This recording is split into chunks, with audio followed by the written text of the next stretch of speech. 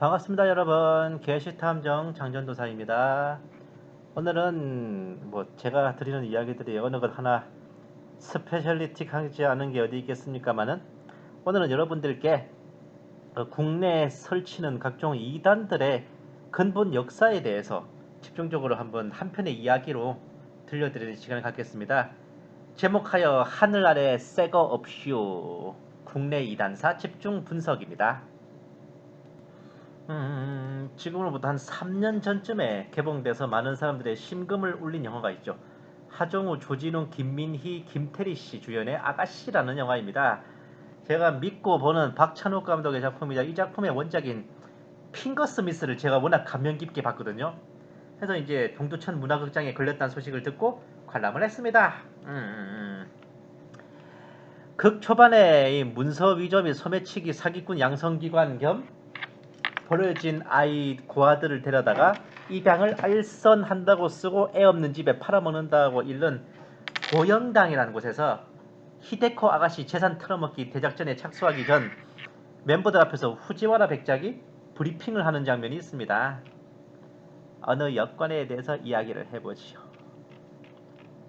골동품을 내불러 써서 어쩌고 저쩌고, 당연히 합방 때 공이 컸고 미주알 고주알 아예 외놈이 되고 싶은 거라 쏠라 마누라 성을 따서 코우즈키가 됐겠다.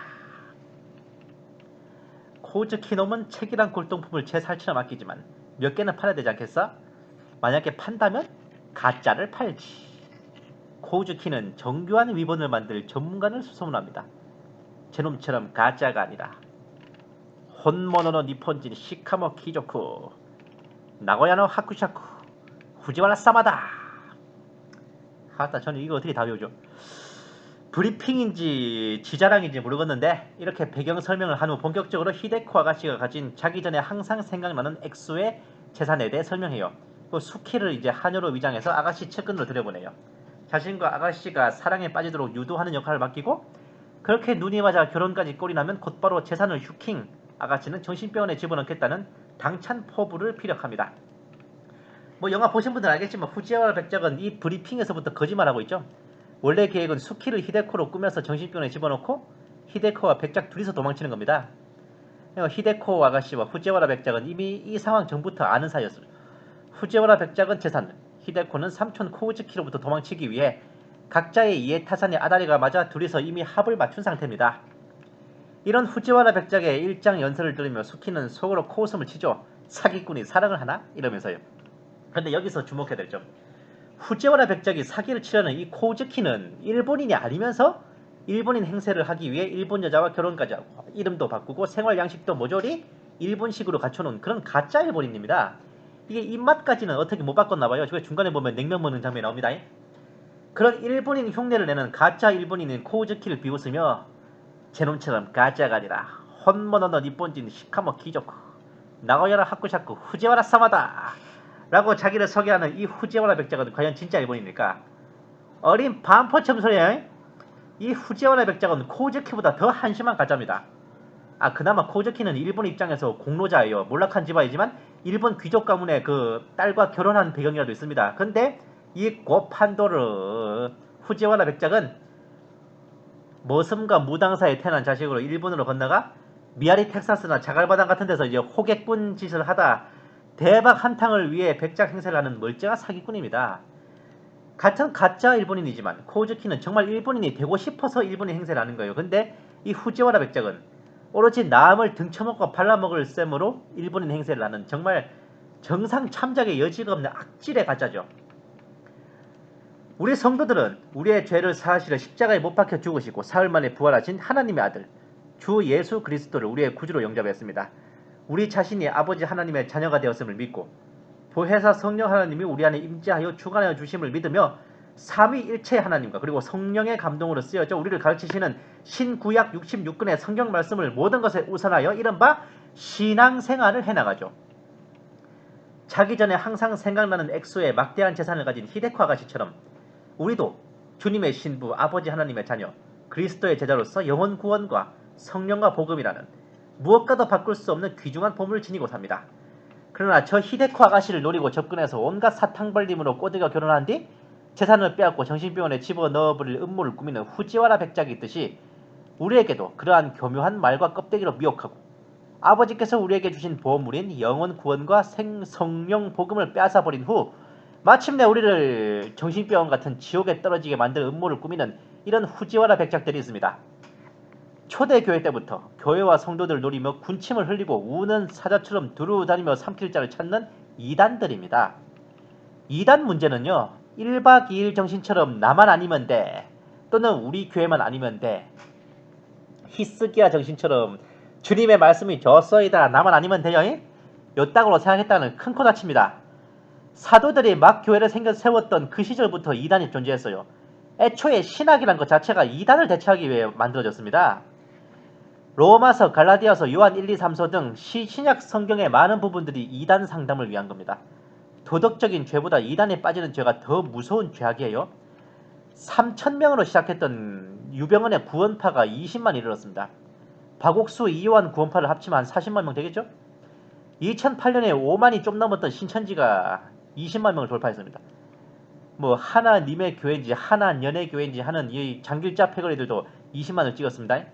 이외에도 여호와의 증인이 8만, 몰몬교 5만, 통일교 60만, 안식교 30만, JMS 13만 등 메이저급 되는 이단이 200만 명 가까워요. 로마 카톨릭이 480만, 대순진리회가 200만 명 등으로 잔챙이 빼고 네임드만 모아도 900만입니다. 잔챙이까지 합치면 1000만 명에 이르는 엄청난 숫자입니다. 이 엄청난 숫자가 바로 이단이라는 후지와라 백자에게 미혹되어 영혼과 재산과 열정을 빼앗긴 불쌍한 히데코 아가씨들이죠. 본 게시탐정은 말합니다. 우리 교계가 복음 전도가 안 할 거면은 그리고 마지막 때를 외치고 전하지 않을 거면 차라리 이단 상담 사역에라도 주력하는 게 영혼 구원과 더불어 한국교회 교세 확장이라는 실리가 있는 사역이라 봅니다. 주님께서 에베소 교회가 처음 사랑을 잃었다고 책망하시지만 이단에 대처한 것은 치하셨어요. 오직 내게 이것이 있으니 라는 말은 에베소 교회의 모든 사역과 행위와 열매들 중에 니골라당이라는 이단에 대처한 일을 가장 훌륭한 업적으로 보셨다는 겁니다. 이게 작은 일이 아닙니다. 이단에 속한 자는 한두 번은 훈계한 뒤에 땡까라는 그 말씀에만 매몰되어 무관심할 게 아니란 말입니다. 전도라는 측면에서도 이제는 어지간히 믿을 놈 다 믿어요. 근데 여호수아의 7년 전쟁 이후에도 다 빼앗지 못하고 남은 가나안 땅이 많았던 것처럼 근 1000만이 넘는 영혼들이 저 황금빛 논밭과 황금어장처럼 추수꾼과 어부를 기다리고 있는 저 이단 상담 사역이 어쩌면 이 마지막 때 교회의 복음 전도 사명이 복음 전도 사명이 정말 도달해야 할 무대가 아닌가 합니다.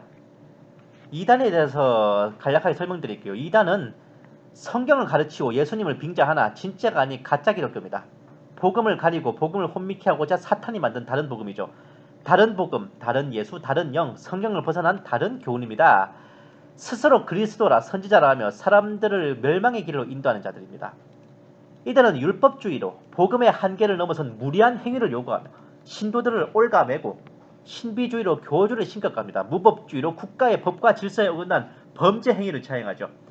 이러한 이단에 빠지게 되면 그 결과는 저주를 받고 심판을 받고 결국에는 지옥의 형벌을 받는 것 외에 답이 없습니다. 이단의 특징을 세부적으로 설명하는데 왜 이렇게 많아요 이거.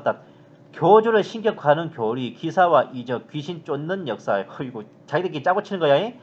무당과 같은 복술, 남녀간의 정상적 결혼을 금하고 어떤 음식 처먹지 마라 단식해라. 왜 굶어야 더 말이 잘 들어가거든. 종말이다, 전쟁이다, 시한부 종말론, 지도 못 지킬 율법주의, JMS 같은 데는 여신도 남신도 둘이 손목만 잡아도 지랄 발광을 하는데 아이고 명석이 하는 거 봐요. 아주 삼천궁녀야. 날짜 지켜라, 절기 지켜라, 이단의 수계들부터 신도들까지 차라리 다 같이 호색하고 방종하면 아이고 평등하게라도 해. 남봉은 하지 말해. 시치는 학교도 하면서. 정상적인 가정을 파괴하는 교리, 공작원들 선별에 교리를 들여보냈는데 혼란시켜. 뭐 씨발 많기도 하네. 아무튼 이렇답니다. 제가 말로 안 하는 거는 그냥 스크립트를 잘 보세요. 이단들이 교회를 보는 관점은 뭐다?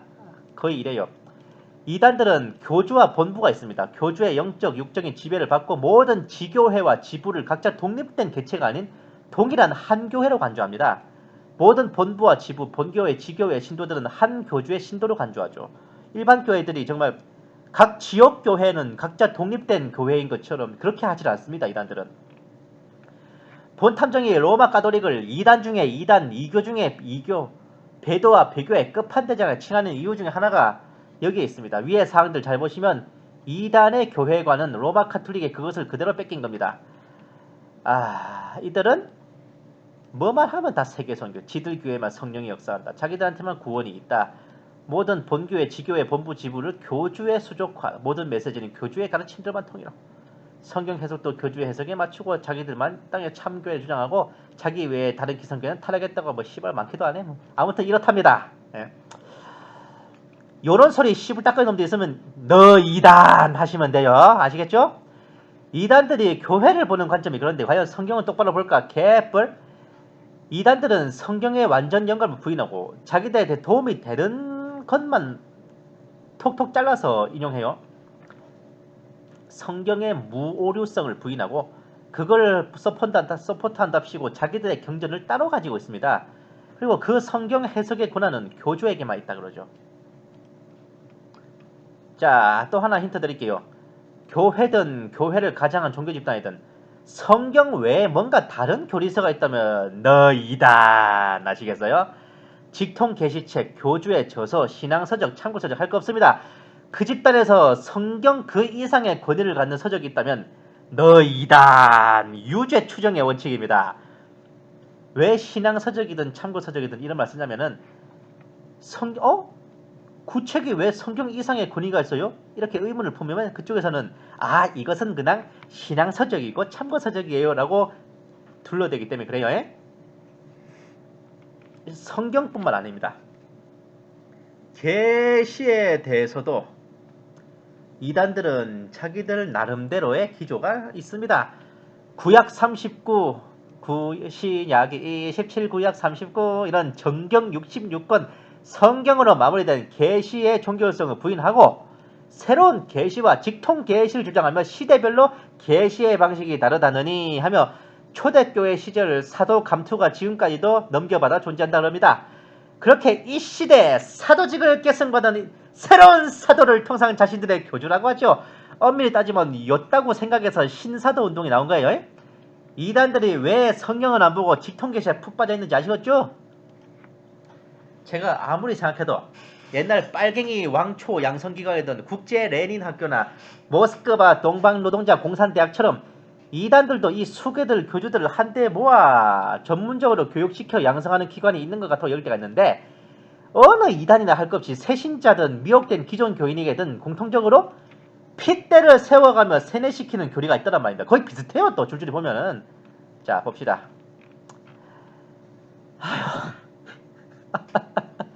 스크립트 꼭 읽으세요. 아시겠죠? 교주에게 배우면 성경을 통달한다. 우리만이 성경을 통달한 집단이다. 다른 데서 알지 못하는 절대적인 진리를 독점하고 있다. 우리의 교리 진리가 이 시대 최고의 진리다.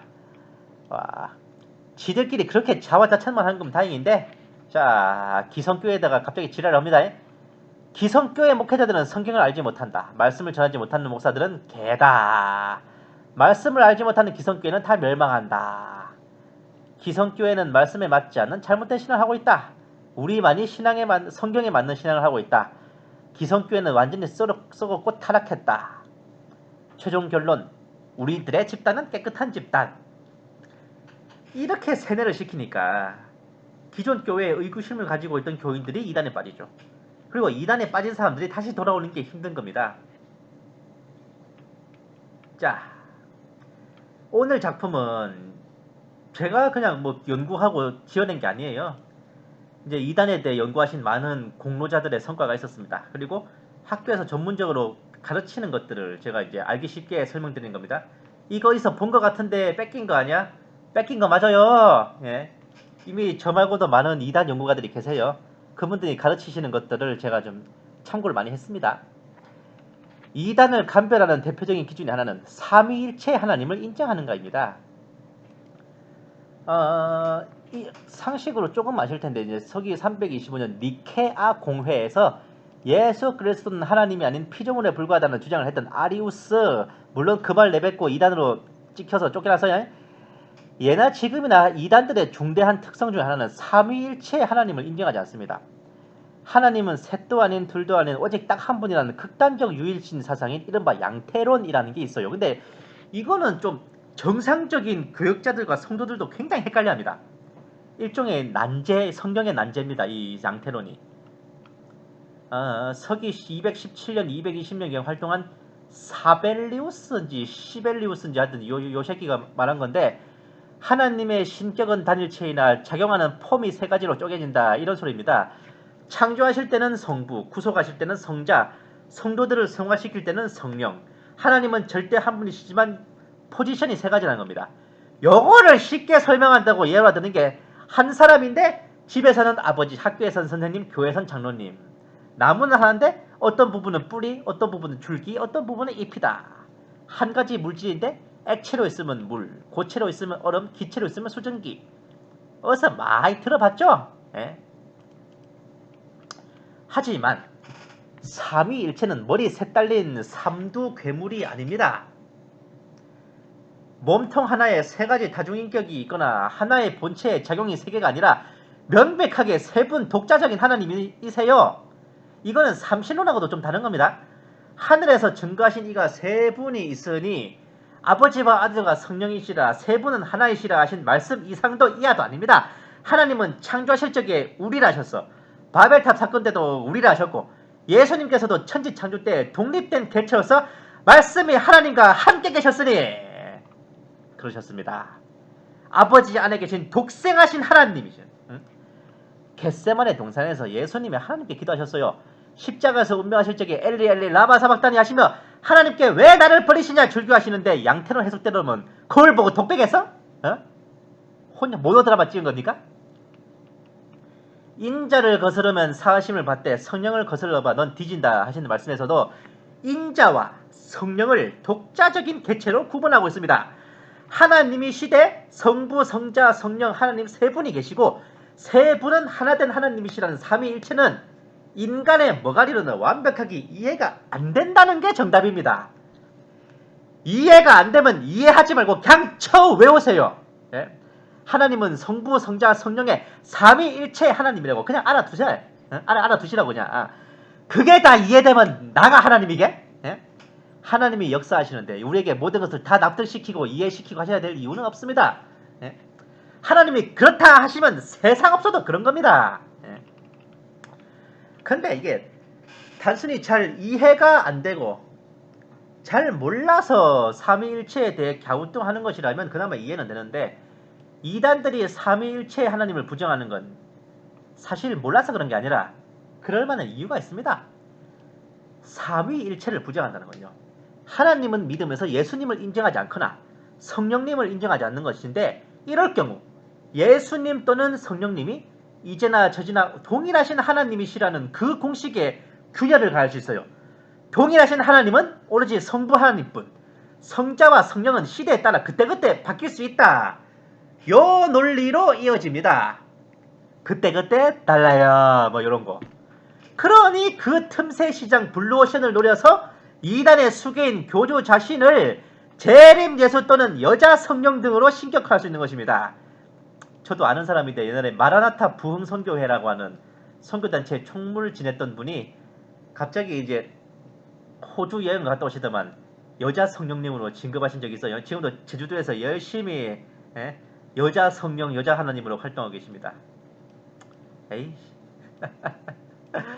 한마디로 삼위일체 하나님을 부정하는 양태론은 교주 자신을 하나님으로 만들기 위한 밑밥이라고 보시면 되겠습니다.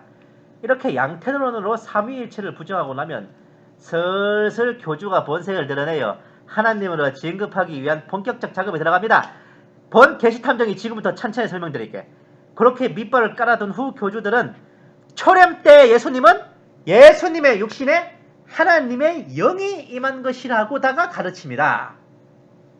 그러고 나서 초림하셨던 예수님의 영이 이제는 교주에게 임하여 교주가 재림주가 된다. 교집자서는 나도 가수다가 아니라 나도 재림주다.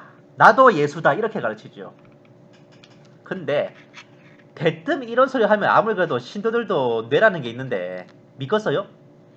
그래서 교주들은 몇 가지 베이스를 더 깔아두어 신도들을 낳습니다. 아유, 예? 교주 되시고 싶으신 분 잘 들어두세요. 예? 나도 교주다. 단기 속성 교주 양성 프로젝트 들어가겠습니다. 이른바 윤회적 말세론이라는 거 있어요. 예. 노아의 때와 모세의 시대, 초림 때, 재림 때 등으로 말세는 계속해서 반복해 다가옵니다. 각 말세의 때마다 노아, 모세, 초림, 예수님 등 택함받은 사명자들이 나왔듯이 새로운 사명자가 나타날 때마다 새로운 시대가 되는데, 지금 이 시대는 이제 그 사명자인 교주가 나타났으므로 신약의 교회 시대는 끝나고 그 교주의 교리로 시작될 새 시대라는 겁니다. 어렵나? 그러면서 예수님의 초림 때와 노정은 이제 지금도 똑같이 한 바퀴 윤회를 해서 이루어지는데, 초림 때 예수님이 핍박받으셨듯이 오늘의 교주도 핍박을 받고 있다. 예수님의 앞길을 예비한 세례 요한과 예수님을 십자가에 못 박으려 한 바리새인이 있듯이 지금 교주에게도 동일하게 교주의 앞길을 예비하는 자와 교주를 음해하고 해치려는 자들이 그대로 있다. 이렇게 가르치죠. 또한 요한계시록의 이긴 자를 교주에게 적용시켜 이긴 자는 하나님의 보좌에 앉게 된다는 말씀을 하나님의 보좌에 앉는 자는 하나님이라는 나비 효과 같은 소리를 하며 교주를 이꼬르 하나님과 동일시하도록 드립을 던집니다. 그러면서 한편으로는 예수님께서 말씀하신 또 다른 보혜사를 운운하며 그 보혜사는 교주 자신이며 예수님이 가신 후 보내지는 보혜사이기에 보혜사가 곧 재림주라고 또 말을 꼬아가요. 이 말이 되게 복잡하죠. 그래서 결국 앞에 하나님 보좌에 앉는 이긴 자가 하나님이라는 결론과 아다리가 맞아요. 교주는 하나님이 보내신 또 다른 보혜사, 그리고 이긴 자, 그렇게 하나님의 보좌에 앉게 되므로 하나님, 이런 결론으로 귀결됩니다. 이 정도 씹을고 나면 대개는 고개를 끄덕이지만 그래도 미심쩍어 하는 중생들이 있기에 다시 한번 쐐기를 박아요. 성경은 다 비유로 됐다 가르칩니다. 성경을 문자 그대로 보지 않고 자신들의 교리에 맞추어 해석하는 용도로만 보도록 베이스를 깝니다. 책을 받아먹은 자 또는 계시를 받은 자 한 사람을 통해서만 성경이 해석된다고 주장해요. 계시록 5장에 인 떼는 자를 적용하여 요한계시록은 아무나 해석할 수 없는 인붕한 책, 이 책의 봉인을 떼는 자는 어린 양 또는 재림주. 그런데 교주가 계시록을 해석했으니 교주는 곧 어린 양 재림주라고 납득을 시킵니다. 그러면서 앞서 설명했던 시대별 구원자 주장을 하며 방주를 만들어 홍수를 피했던 노아, 출애굽을 지도했던 모세, 초림하신 예수님 등 각 시대별 구원자의 뒤를 이어 이 시대는 교주가 구원자이며 이미 지나간 시대의 구원자는 시효 초과되어 의미가 없기 때문에 이 시대의 구원자인 교주를 믿어야만 구원받을 수 있다고 가르칩니다. 이단들이 삼위일체를 부정해야 되는 이유가 삼위일체의 하나님을 부정해야 예수님을 하나님이 아닌 지나간 구원자 정도로 치부할 수 있기 때문에 그래요. 그와 함께 성경의 시대는 구약시대, 신약시대, 그리고 종말시대로 나뉘는데, 시대마다 이 세 번째 시대는 성약시대다, 계시록시대다, 아무데나 붙이면 돼요.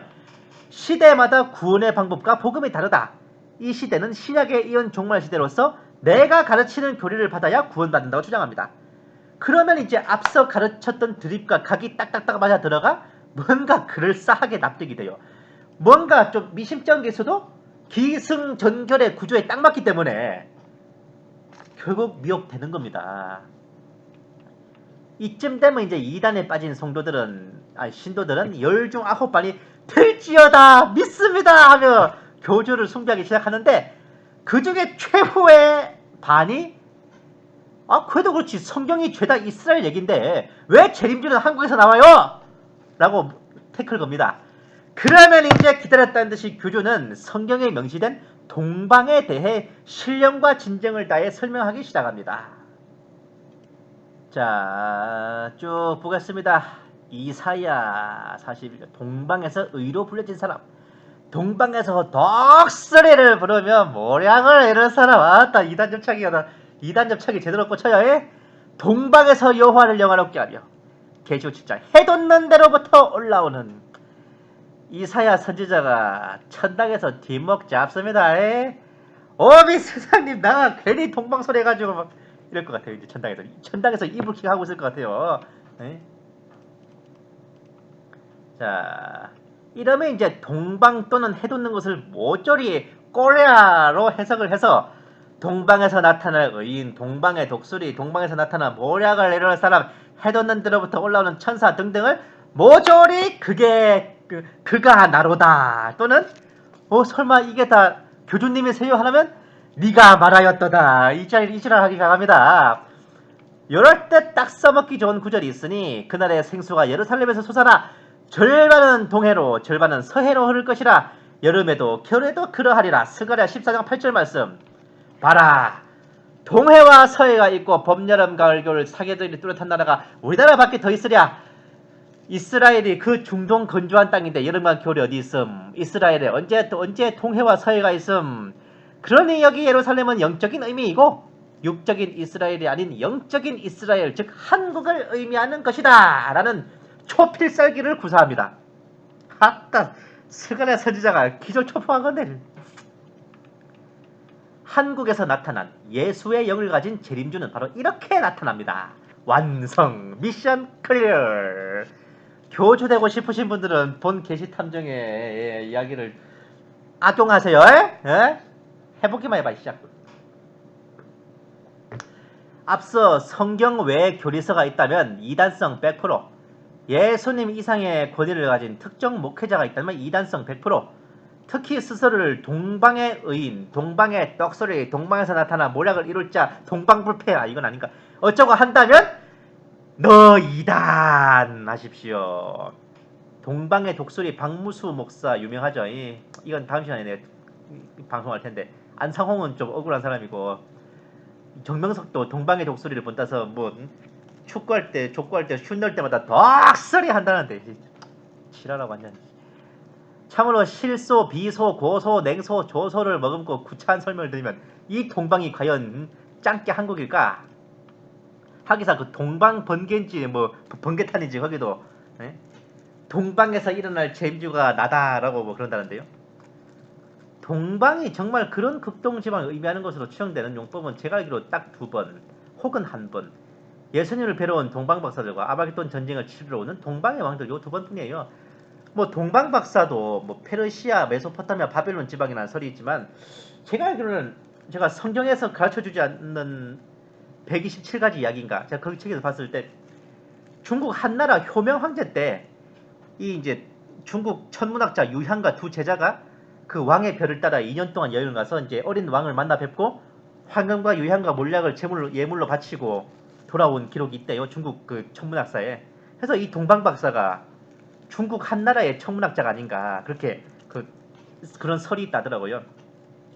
만약 그 설이 맞다면은 여기 동방박사는 중국을 의미하는 말이겠죠. 근데 어쨌든 한 번이든 2번이든 간에 요 2번을 빼고 여타의 모든 동방은 극동이 아니라 진짜 이스라엘 동편이에요.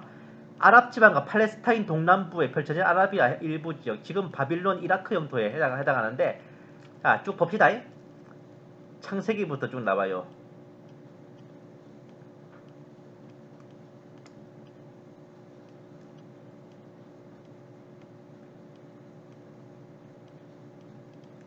와, 딱 여기 나오는 동방을 싸그리 다 한국으로 대치시켜보면 코미디 같은 소리가 나옵니다.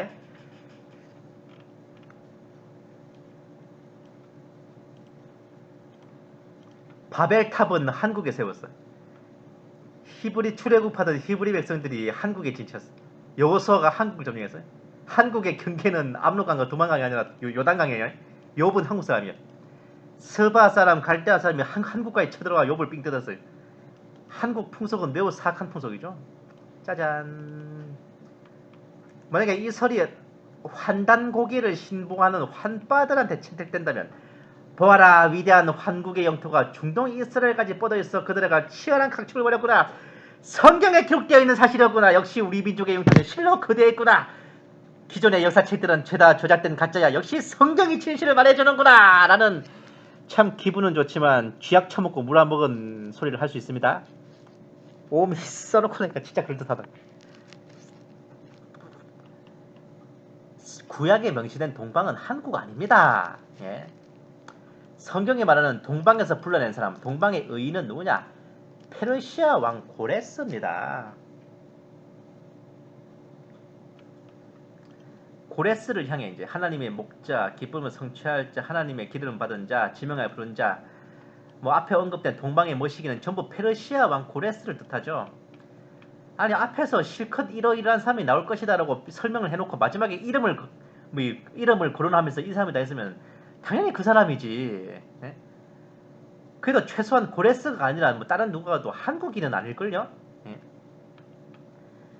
지금이야 뭐 고레스를 뭐 트럼프랑 비유해서 말하기도 하는데 어쨌든 아하 뭐 2단 개본은 설명도 안 했는데 벌써 뭐 여기까지 왔네. 자 이제부터 본격적으로 들어가겠습니다. 어디 좀 보자. 국내 최초의 2단 교주는 1928년 7월 1일에 출생한 김성도 여인입니다. 아따 이 양 이름값 못하네. 따라란.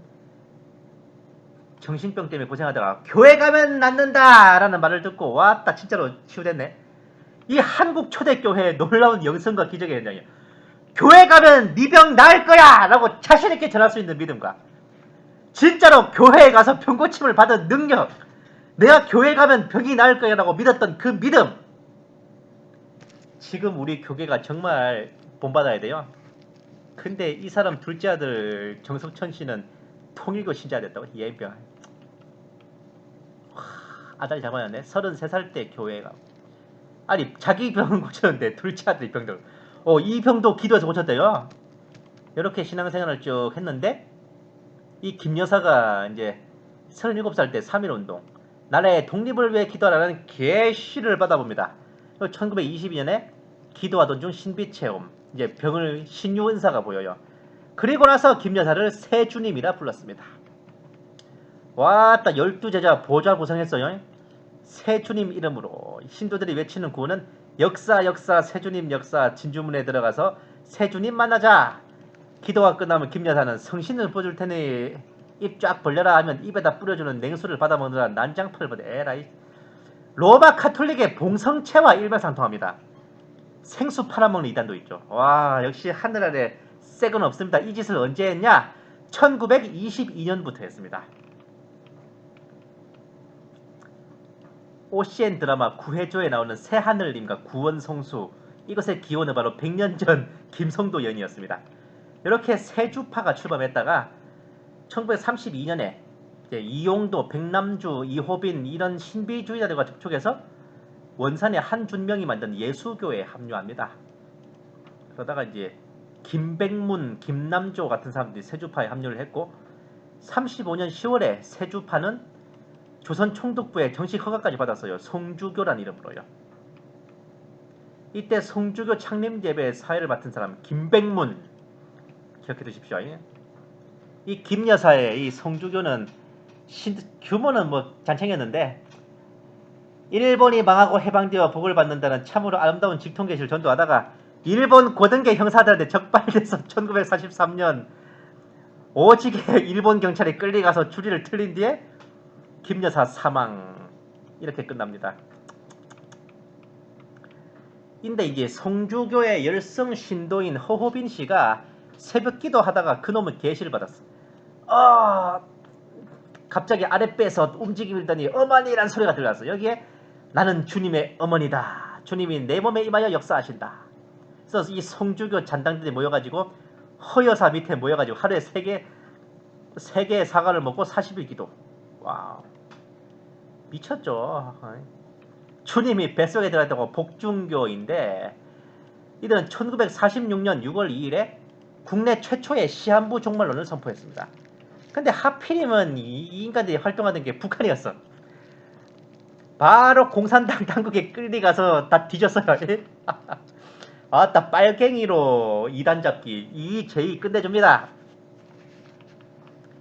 앞서서 세주파 스토리에 언급됐던 백남주는 1901년생이며 함남 갑산 출신인데 처남 매부지간인 한준명과 함께 세교회를 창립했고 이렇게 이제 또 밑에 또 똘마니들이 더 들어왔어요. 그래 유명화라는 직통계시자의 그놈의 계시로 3명의 성스러운 아들을 낳을 것이니 세교라는 이름의 이제 종교를 세워라 예언을 받았죠. 개뿔. 직통계시 그 틀렸어요. 이들이 세운 세교를 성탄절을 백남주의 생일인 1월 3일로 지키고 이것을 계시받은 날짜라고 합니다. 통일교에서도 지금 성탄절을 1월 3일로 지키는 게 바로 여기에서 비롯됐습니다. 33년에 이용도가 죽고 백남주는 이제 신학산이라는 걸 세우고 34년에 천국 결혼식이라는 그동안 불륜상대였던 처녀와 결혼식을 치렀죠. 드라마 구해조를 보신 분들은 영부님이 서예지한테 하려는 짓이 바로 뭐였는지를 좀 짐작하실 거예요. 천국 운운하며 세컨드를 들리려는 개수작인데 본처한테 100일 금식 기도하라고 시켜가지고 30일 만에 굶겨 죽이고 말았습니다. 에고, 백남주는 이제 마지막에는 이단지를 그만두고 교사를 하다가 대학 교수를 하다가 이제 사망했고 유명화는 이제 35년에 좀 일찍 회개해서 이 사람은 일반 교회로 돌아와서 1970년에 사망. 한준명은 원산에서 계속 세교를 하다가 북한 지역에서 간독하지 1.4.5 때 부산으로 피난했고 이제 미국으로 이민해서 92세로 2000년에 사망했습니다. 성주교, 복중교, 세교가 뛰어다닐 때 황국주라는 사람이 또 있었어요. 1909년생으로 만주 용정에서 있었는데 머리 수염 길러놓고는 예수님과 좀 닮았대. 기도 중 내 모가지가 예수님의 목과 바뀌고 내 피가 예수님의 피로 바뀌었다. 내가 곧 예수님이다. 신도들은 그를 국주가 아니라 구주라고 불렀어요. 이국주. 실제 목가름이다. 영적 목가름이다. 이런 정도의 구분이 있었는데 아무튼 여기서 바로 목가름, 피가름 교리가 나온 겁니다. 이 황국주가 다녔던 용정 중앙장로교회 담임 목사가 문재인이 아니라 문재린 목사인데 이 사람의 아들이 그 빨갱이 목사 문익환이에요. 자칭 예수라는 이단 교주가 나온 교회의 담임 목사 아들이 빨갱이라니 그 교회 터가 더럽게 안 좋습니다. 심지어 그 담임 목사 이름은 문재인하고 이름도 비슷해. 문재린. 황국주가 이 노방전도를 하면서 길거리에서 설교와 기도를 했고 수많은 부녀자들이 새 예루살렘에 가야 한다며 그를 따랐는데 예수님과 닮았다면서 큰바위 얼굴도 아니고 따르는 사람들이 죄다 그를 진짜 예수님이라고 불렀대요. 옛날에 훗날에 천부교 박태선이 한 짓과 비슷합니다. 1년 만에 이제 남녀 신도들이 같이 운동권 마냥 같이 섞여 자니까 성적 타락 문제가 있어가지고 결국 야반도주했습니다. 나중에는 이 황국주는 1952년에 이제 술 장사하다가 죽는데 나이도 젊은 놈이 아주 웃긴 짓 했죠. 그의 피가름 교리는 그가 죽은 뒤에도 멀쩡하게 살아남았습니다. 이 사람 좀 재밌거든 이게. 아까 김백문이라는 사람이 있었죠. 성주교 창립 예배 사회 맡았다고. 이 사람은 1917년생이에요. 17살 때 이제 황국주 밑에 있었던 기독군 김남조라는 사람에게 배웠습니다. 이 사람을 통해 백남주, 유명화, 한준명 같은 이런 신비주의자들과 접촉했어요. 이 김백문이 이제 18살 때 성주교 창립 예배 사회까지 맡았죠. 아주 파릇파릇한 2단 꿈나무였습니다. 1937년 20살 때 성인식 겸해서 그놈의 계시를 받아 이스라엘 수도원을 설립했죠. 내가 성령 춤 놀이를 했고 당연히 황국주 수하에 있던 사람에게 영향을 받았으니까 피가름 교리를 했고 낙태한 여신도가 많았습니다. 그중 정득은이라는 사람이 유명해요. 97년생으로 이제 대성심기도원 교주입니다. 성도들에게 대성모라 불리던 정득은은 황국주의 제자였어요. 피가름 교리를 본격적으로 그러니까 황국주는 좀 아날로그 교리였는데 정득은은 완전히 체계화시켰습니다. 교리를 영체교환, 혈대교환으로 체계화시켜 적극적으로 도시락 싸들고 당기면서 피가름 교리를 이제 보급을 해요. 이 정득은의 기도원을 중심으로 남녀 혼음 혈대교환이 벌어지는 와중에 그 교리를 정득은으로부터 열심히 배우고 또 익힌 두 인물이 있었으니 그들이 바로 박태선과 문선명입니다. 김백문이 이스라엘 수도원을 열고 2달쯤 됐을 때 정득은의 소개로 한 20대 중반의 청년이 김백문과 마주했는데 둘이 나이는 비슷했어요. 그가 바로 문선명으로 김백문은 문선명에게 자신이 창안하여 정리한 근본 원리, 타락 복귀의 원리를 열심히 가르쳤고 문선명은 그 교리를 열심히 배우다가 마침내 그놈의 계시를 받습니다. 그리고 김백문으로부터 인수인계를 마치자 자신이 근본 원리 책의 사투리와 한자어 고어체를 표준말로 읽기 쉽게 교정해 주겠다며 가져가서는 그 책을 모조리 뺏겨 원리 강론을 만들었고 그것이 현재까지 통일교의 교리로 사용되고 있습니다. 정득은은 말년에 성병으로 고생하다 죽었고 문선명은 1955년 혼음 사건으로 이제 경찰이 쫓기다가 신도집에 피신해 있었어요. 그 책에 김백문의 근본 원리 책이 있는 걸 보고 당장 불태워버리라고 샤우팅했습니다. 왜? 표절한 거 들킬까봐? 어? 박태선은 1947년 정득은으로부터 피가름 교리를 배웠죠. 물론 말로만 배웠는지 직접 실습까지 했는지는 몰라요. 정득은의 피가름 교리와 김백문의 성서 해석법을 빼워 영체 교리를 세웠어. 이것이 박태선의 영모론의 근원이 됐습니다. 박태선은 피가름 받은 후 내 피가 존귀한 성혈이다 해서 장모와 형 개새끼로 하나 이거? 이때부터 본격적으로 박태선 전도관의 이단 역사가 시작됐습니다. 이 사람이 잘나가다 변질된 게 아니라 처음부터 이따위였어요. 100년 전 1919년 김성도라는 한 여인의 직통 계시로부터 시작된 국내 이단의 계보는 시대를 이어와 문선명과 박태선 둘에게로 이어졌고 그 두 사람으로부터 우리 교계에 수많은 이단들이 탄생하는 모체가 됐습니다. 100년을 이어온 이단 역사인데 거의 양상이 계속 반복될 거예요. 성주교, 김성도, 복중교, 허호빈, 대성모, 정득은으로 이어져 지금까지 여자 하나님, 하늘 어머니를 자처하는 여교주들이 있고 이 교리 자체가 로마 카톨릭의 성모 숭배 그리고 옛 바빌론의 하늘 황후 숭배에서 비롯된 사설입니다.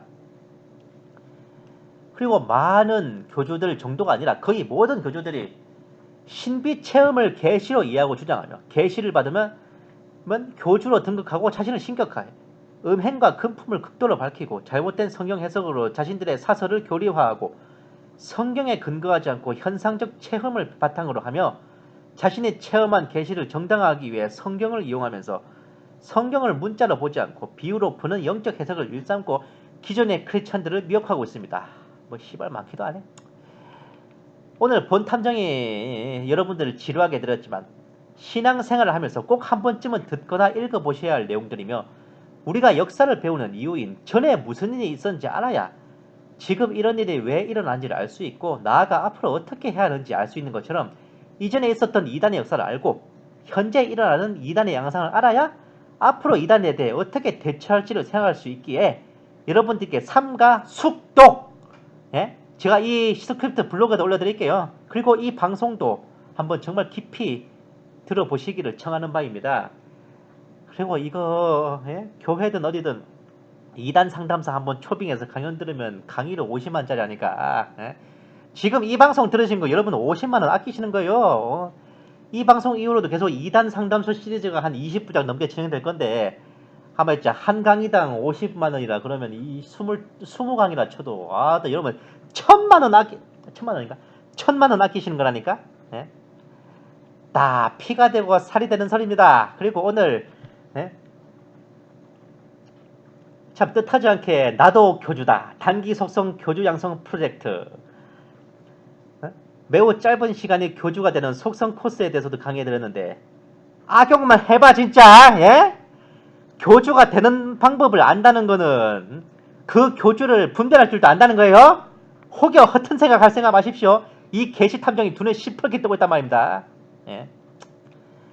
아이고 여러분 긴 시간 들어주신다고 정말 수고 많으셨습니다. 오늘도 어제부터 시작해서 오늘도 내일도 2단 상담소 시리즈로 한동안 계속 이어지겠습니다. 감사합니다. 계시 탐정 장전도사였습니다.